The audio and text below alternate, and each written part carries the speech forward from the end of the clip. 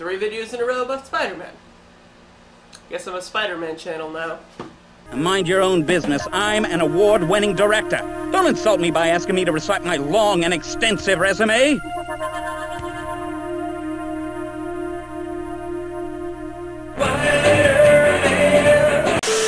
This video isn't going to be too long. I just kind of quickly want to talk about something, a really bad take that I've been seeing going around social media and whatnot recently. Now, I'm going to talk about something seemingly unrelated for just 1 second, but trust me, it is. So let me take you back in time. Imagine a world that doesn't have iPhones yet.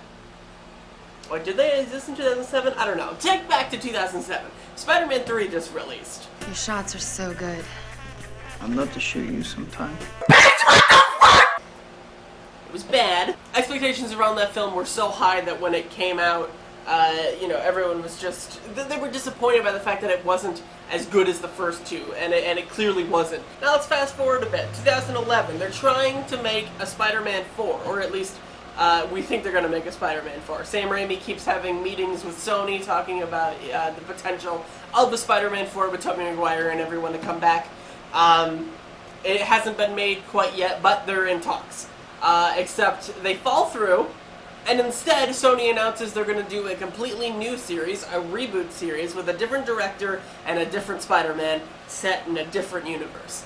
Disappointing if you're a fan of the Raimi films, right? Well, it gets even worse, because Spider-Man, the new one, comes out in 2012, The Amazing Spider-Man, and it's not good.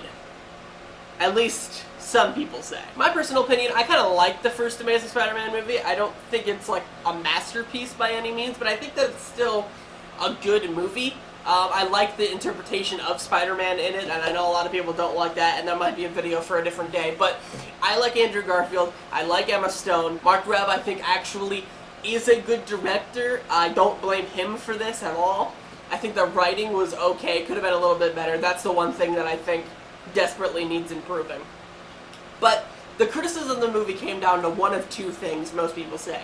Either one, it's really unoriginal because a darker tone for Spider-Man, and they're, at the same time as The Amazing Spider-Man was coming out, the Dark Knight trilogy was still being made, and obviously with that movie's success, every superhero movie thought, okay, I know what we're going to do. We're going to pretend like we're Christopher Nolan, even though we're not.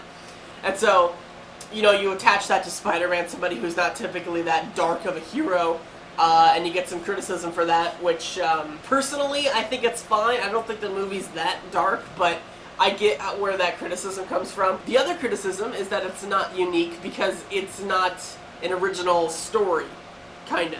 That most of what that movie does is just a retread of what the very first Spider-Man movie did 10 years ago in 2002.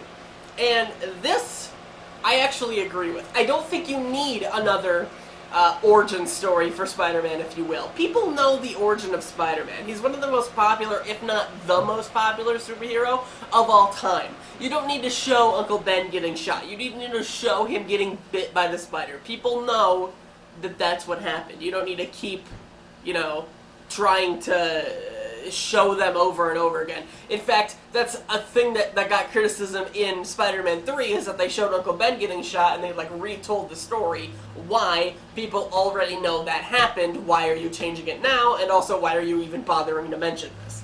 So, obviously do the same thing with the next movie, duh. Okay, now I'm gonna pull you back to modern times, back into 2021. I know, I'm sorry, but we're back here. So, Marvel has yet to mention Uncle Ben by name in the 2 MCU Spider-Man movies that have been made. And people have made such a big deal over this, that he's such a big part of the character, and why haven't you mentioned his big inspiration for being Spider-Man, and they talk about why this is a big reason why this Spider-Man is stupid and not very good, that along with, the Tony Stark thing, which is another separate thing that I think is fine, but whatever. Now on Disney Plus is a new show, a new animated show called Marvel What Ifs, and it's a bunch of, alternate storylines or whatever. They just released one yesterday or 2 days ago as of when I'm filming this, and it's a zombies story, a What If Marvel Zombies, which is a thing that they've done in the comics before, very popular. Spider-Man appeared, voiced by the same voice actor who did the Spectacular Spider-Man show, Josh Keaton, which, by the way, amazing show. You should totally watch it. But he voiced the character. That version of Spider-Man is a variant of Tom Holland's Spider-Man, according to the like lore or whatever. So it is technically the same Spider-Man, just not the same voice. And he mentions Uncle Ben in it. Practice, I guess. My mom, Dad, Uncle Ben, Mr. Stark, now Happy.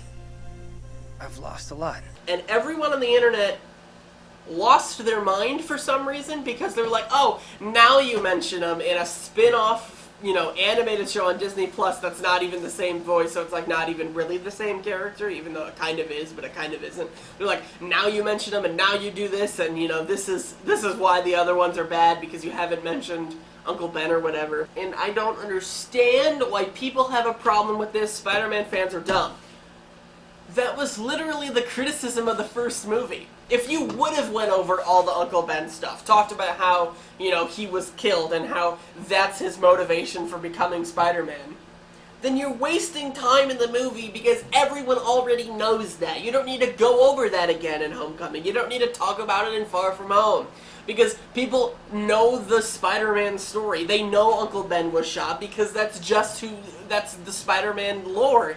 You know? You don't need to show it happening. You don't need to talk about it endlessly. In fact, in Civil War, they kind of did bring it up. Why are you doing this? I gotta know, what's your MO? What gets you out of that twin bed in the morning? Because I've been me my whole life, and I've had these powers for 6 months. Mm-hmm. I read books, I build computers. And yeah, I would love to play football. But I couldn't then, so I shouldn't now. Sure, because you're different. Exactly. But I can't tell anybody that, so I'm not.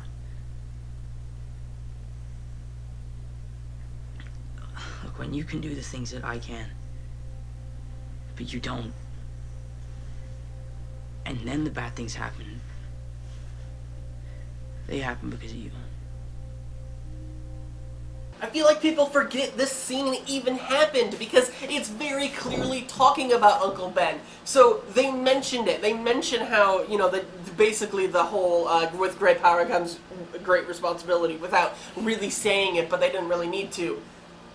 They did all that. They mentioned why he's Spider-Man, to help people when you have the ability to. So why do they need to show him? Why do they need to cast him? Why do they need to talk about it more? It doesn't make any sense. Why? First, it's the criticism of the Amazing Spider-Man for being too much like the Raimi movies, and now the Holland universe is being criticized for being different than the Raimi movies. I don't get it. That makes no sense. And then it's like, oh, well, he shouldn't be under the wing of Iron Man because he's his own hero. Again, this is a different interpretation of the character. The Ultimate Spider-Man comics, the Peter Parker had a very close connection to Iron Man. It fits within this universe. Not every version of the character has to be the exact same. And if you're going to make it the exact same, then why complain when you're like, oh, the Amazing Spider-Man is too much like the other ones, and then complain that this one isn't enough like the other ones? Either make them different or make it the same. You can't have both at the same time. Those are antonyms. I'm done now. The video is over. I have nothing else to say. I don't know why you're still here. I don't know why I'm still talking. Okay, goodbye.